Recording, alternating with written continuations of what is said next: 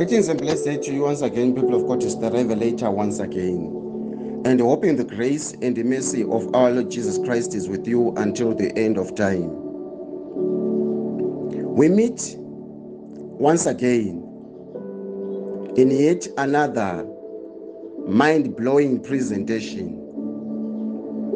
We are coming from 3 different presentations. And the 3 different presentations that have already been presented unto you, they mark and confirm the series, the deep undercover in the spirit, the classified, the special forces unit. And I remember explaining about the school of Enoch, and I was explaining a mysterious character, a rare character. And once again, I remember explaining the ultimate character, which is the deep undercover in the spirit, which is none other than the character of Jesus. And I remember explaining again the classified, who was none other than Elijah, explaining how also Elijah's identity remained classified, appearing in different dimensions and even manifesting through another disciple who was regarded as more than a prophet because of hosting the spirit of one that was a classified agent from the realms. Today, once again, as I promised earlier, that I'm going to be presenting yet another character. I'm here to present the Special Forces unit. And the character that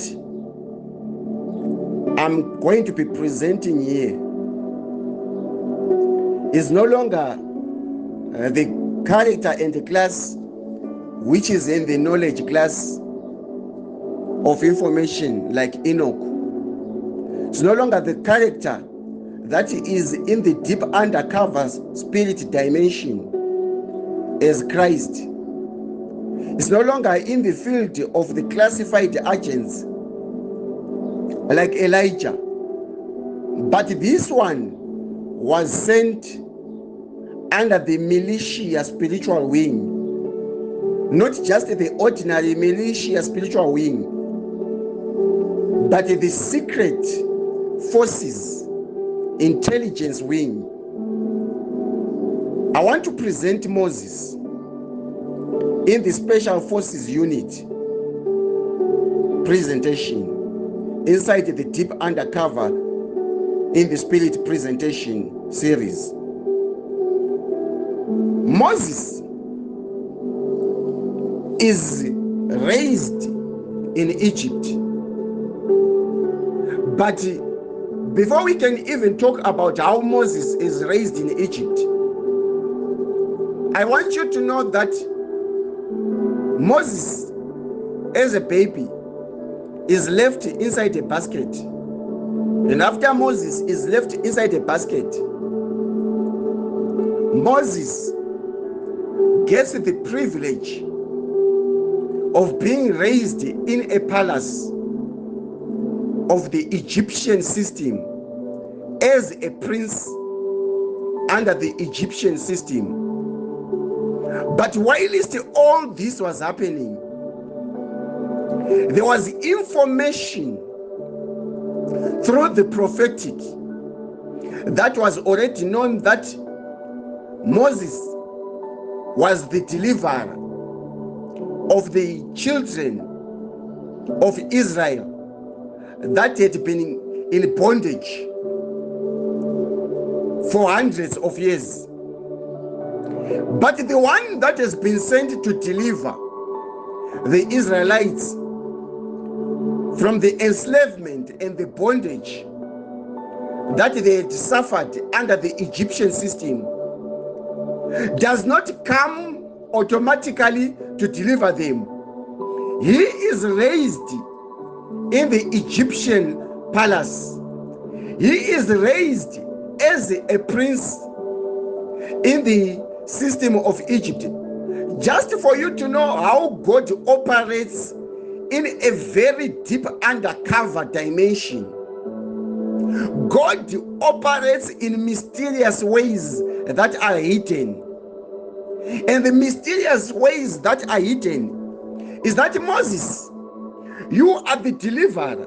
What are you doing inside the palace of the enemy?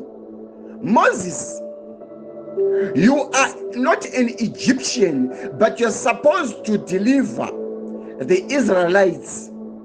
But rather, God makes sure that what is going to defeat the system of Pharaoh, the Pharaoh system, it is the very same system that is going to raise what is going to outclass them. Have you not seen those in the secret intelligence? Have you not seen those under the FBI that are sent to track down an enemy, and they go and mix and mingle with the drug addicts?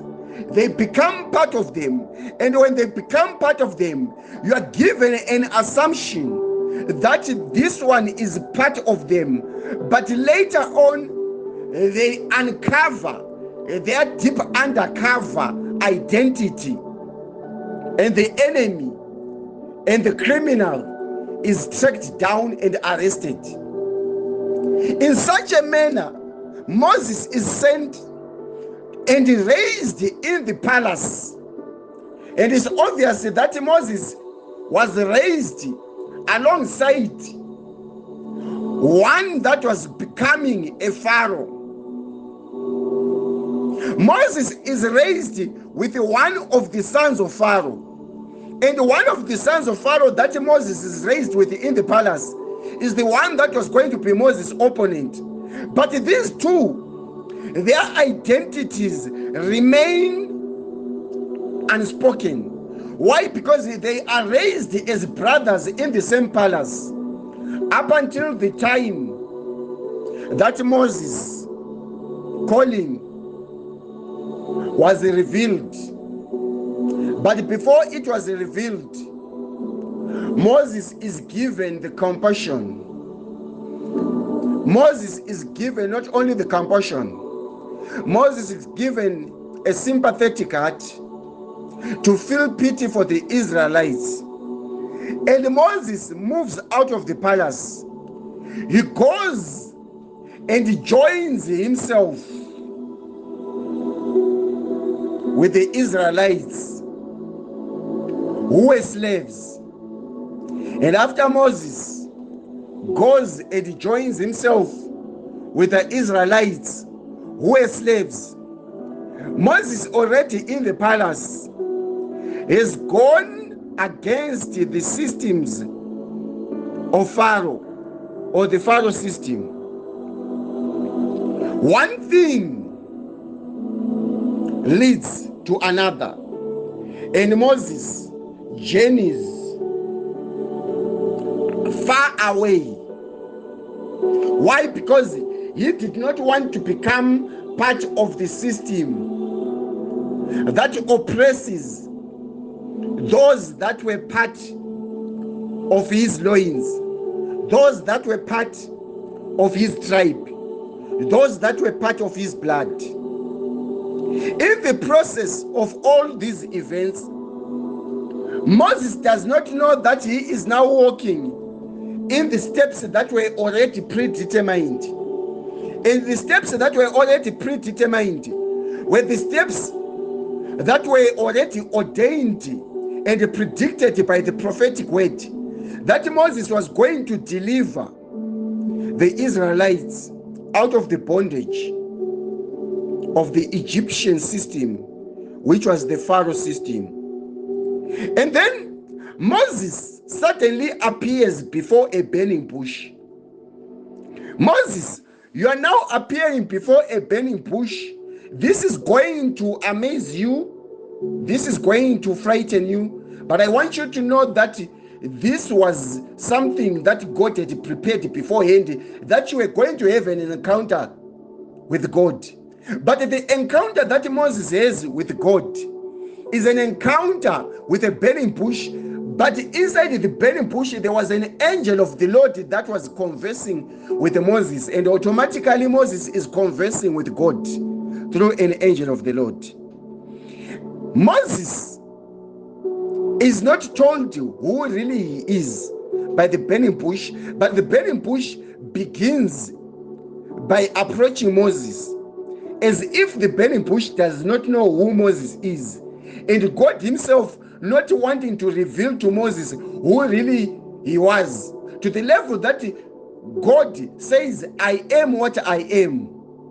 In the middle of the conversation between the burning bush and Moses. And it took a while.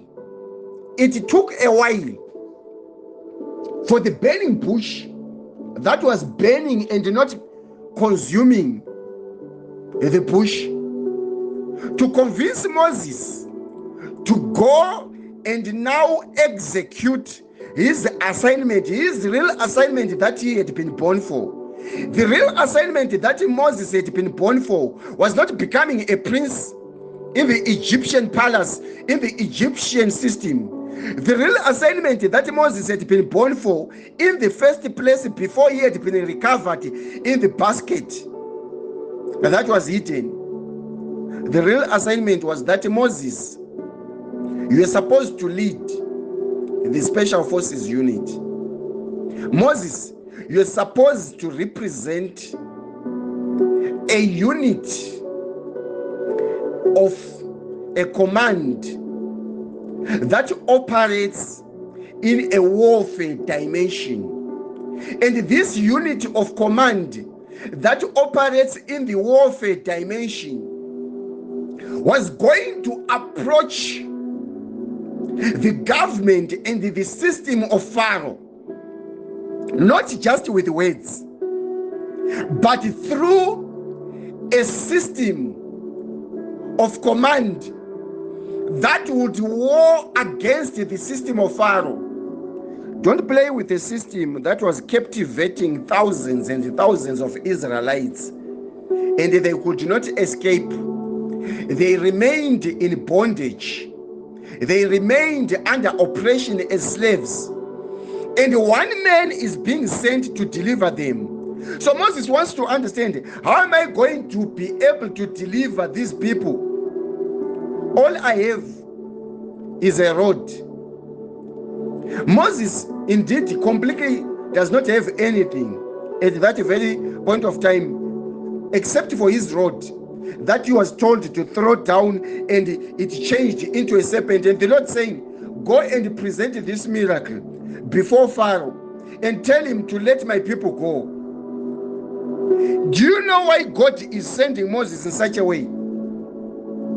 God does not want to reveal his actual wrath that he wants to unleash upon Pharaoh. So he leads Moses, assigning him at different stages as a special forces unit commander who is deep undercover in the spirit. Yet God wanted to destroy Pharaoh and his whole system once and for all. He would not have sent Moses at different levels of just performing a miracle, which he knew that the magicians of Pharaoh would perform the very same miracle. I hope someone is understanding what I'm saying here. So the identity of Moses is hidden. Not only is the identity of Moses hidden here, Moses goes to Pharaoh more than several times, performing different miracles. Part of those miracles was that Moses throws down his staff and it became a serpent. And the Pharaoh's magicians, Pharaoh's astrologers, they also were able to perform that sign. Moses goes back in quite a number of signs. And in all those countless signs, Pharaoh's heart was hardened. He changes the sea and it became blood. He commands, and after commanding in the realms, frogs, they were seen in Egypt, everywhere. Such a command is not a command that was being given by one that was ordinary, but such a command is a command that was being given by one that represents the secret special forces. He represented the unit that represented the armies of heaven. And the unit that represented the armies of heaven, that was being represented by Moses, was an invisible army. This is why it took Pharaoh a long time to accept that Moses had surely been sent by God. Why? Because Moses would just appear before Pharaoh holding his staff, but he'd been sent by God. Why? Because Moses would just appear before Pharaoh holding his staff. But Pharaoh, had you known that this man is representing a special forces unit command, you would have let these people go. But you did not. You continued pursuing Moses even after he had commanded an angel of death that came and slew every firstborn. Don't play with a man that has got authority to unleash one angel that comes and kills every firstborn creation, every firstborn child in Egypt, and is able to control the warfare at the level of making sure that all the firstborn children of the Israelites, they remain alive by merely stamping blood on their doorsteps. And after that, he's able to collect the gold, the jewelry from the Egyptians as if he's borrowing, and he walks out of Egypt. But Pharaoh, you are not learning that you are battling not against a man, you are battling against the special forces unit command of God. Pharaoh continues pursuing Moses, and as Pharaoh continues pursuing Moses, Pharaoh, the trench that you want to enter, the trench that has been opened in this Red Sea, do not attempt to enter. Why? Because you're not the one that opened it. Pharaoh follows Moses and the Israelites. After Moses parted the waters hither and thither, and the Israelites, they crossed and appeared on the other end. And whilst the Egyptians, their horses and chariots, they were in the milk, what does Moses do? Moses commands again the sea to close in, and all the armies of the Egyptian Pharaoh system, they perish. This is not a warfare being done single-handedly by one man. There is a military in the system. But this military system that Moses is using, it is invisible. It cannot be seen. It is the secret, classified, the deep undercover, the special forces unit command of God that is coming from the invisible realms. Child of God, once again, I'm here to present the deep undercover in the spirit, the classified, presenting the special forces unit command in the name of Jesus.